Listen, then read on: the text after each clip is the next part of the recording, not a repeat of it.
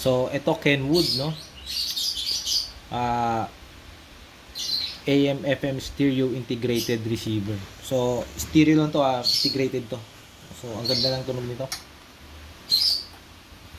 Ang ganda ng tunog niya. Complete FM station to. So, wala akong antenna sa bahay pero may mga naka-program dito na ano, na mga channel. So, complete FM station yan.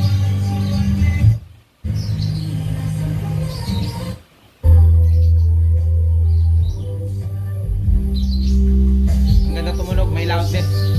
Subukan natin na ano. Nag-input kasi ako dyan sa video, so play tayo music. Ang ganda tumunog nito. 100 watts per channel. Bumabayo eh, oh.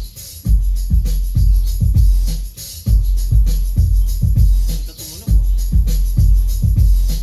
Ito yung loudness niya. Off. On. Oh. Biglang bayo, ano? Biglang bayo pag din. Loudness off. Yan, pag wala kong ano. Pinindot mo, bayo yun. Oh. So, gana yan, bass and treble. Ito yung bass and treble. Ganda ng kalansin nyo. Bass.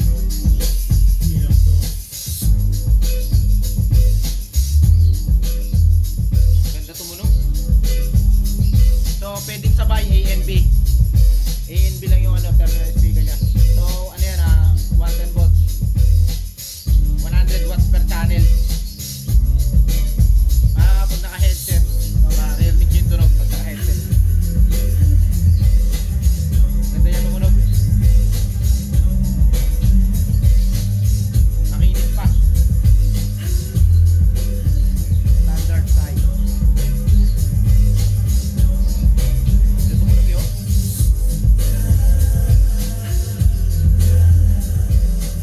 Working lahat yung mga input niya. May tape to monitor para sa kabitan ng 100